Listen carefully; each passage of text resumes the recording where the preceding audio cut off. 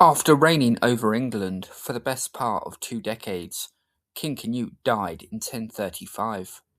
Canute had built a vast empire known as the North Sea Empire, and he had to think not only of the future of England, but also Denmark and Norway. In 1030, Canute sent his first and now ex-wife, Algifu, with their young son, Svein, to rule over Norway. At least it was believed that Svein was Canute's son. The story goes that Elgifu wished to produce a son for Canute, but had little luck, and so resorted to desperate measures. Elgifu took advantage of a corruptible priest she had heard of, who had a baby son that he wished to be rid of and avoid scandal. Elgifu took the child into her care and supposedly persuaded Canute that she had mysteriously and suddenly given birth, with the king apparently accepting the tale. Of course, this all seems rather implausible, but it is a story that is hard to disprove completely.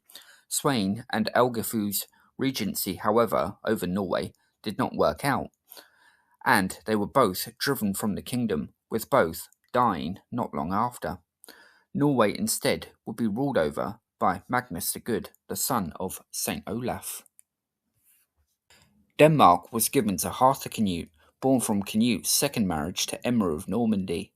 Harthacnut was also supposed to succeed as King of England, but that would be waylaid by Harthacnut's problems in Denmark and the greed of his half-brother, Harold Harefoot. Harold was another son, in all likelihood born to Canute and Elgifu, but as was the case with Svein, this is far from certain. Whilst Harold insisted on his royal parentage, some believed he was in actual fact the son of a cobbler, rather than the offspring of King Canute. Either way, with Harthacnut preoccupied in Scandinavia, Harold Harefoot was chosen to act as regent over England, acting on behalf of his half-brother.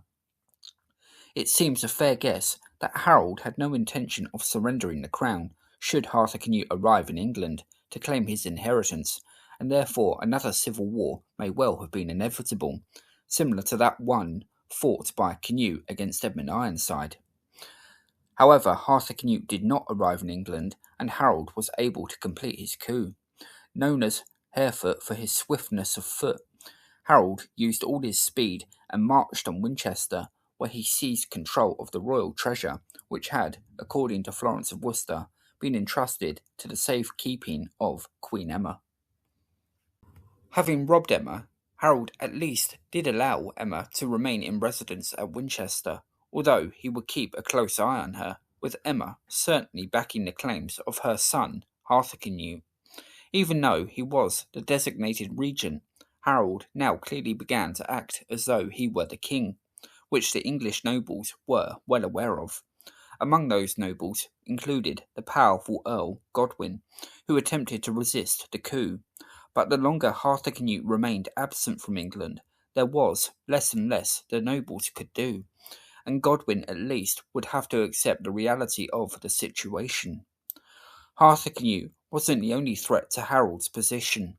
In 1036, Alfred and Edward, two of the sons from Emma's first marriage to Athelred the Unready, arrived in England, returning to the country of their birth after a long exile in Normandy.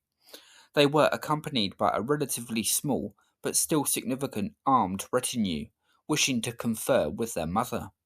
Unfortunately, on the road to Winchester, Alfred and Edward were ambushed, with Alfred and hundreds of their followers killed. This atrocity was carried out by Earl Godwin, who had retracted his loyalty to Harthacnut by this point, and instead was now protecting the position of Harold Harefoot, a significant boost for Godwin's authority, albeit one that was bloodied and shameful. There was now no need for any pretences on Harold's part. He was officially King of England. Left with little choice, Emma had to leave England and head for the safety of Flanders, where she was at least greeted with warmth and kindness, and where she could confide with Edward, who had made a rapid departure from England following Alfred's murder. In 1039, Emma was joined in Flanders by Harthacnut, who now plotted revenge against his half-brother, but as it happened, he wouldn't have to wait long for the English crown to finally fall into his hands. Harold Hereford achieved little in his time as king except carry out one particularly violent political assassination, and he died a bit of a wretch in London in 1040. Harthacnut was chosen king. Assembling a sizable fleet, Harthacnut, joined by Emma, finally arrived in England, greeted with universal joy, and crowned shortly after. However, he would not let bygones be bygones, and had Harold's body buried at Westminster, dug up and thrown in a sewer. Deciding this wasn't fitting punishment, Harthacnut then had Harold removed from the sewer and hurled in the River Thames, where the corpse was eventually rescued by some fishermen who had the body reburied in secret. Earl Godwin was now in a very sticky situation, with Harthacnut greatly incensed against him. The king clearly held the Earl personally responsible for the death of Alfred. But Godwin was a political survivor, despite, or perhaps because of, his lack of scruples, and Godwin would now go grovelling to the king for forgiveness. Firstly, to win the king's favour, Godwin presented Harthacnut with a magnificent new ship, beautifully decked out and manned by 80 of Godwin's own men. No doubt pleased by the gesture, Harthacnut then made Godwin swear an oath of loyalty to the king, with the latter insisting that Alfred's death, which Harthacnut was absolutely furious about, had only come about because of Harold's orders. Despite the obvious slipperiness of Godwin's character, his actions were enough to save his skin, and for well over a decade more, he would be a very active figure in the English political scene. Indeed, Godwin and his family would help shape the course of English history for the next 1,000 years.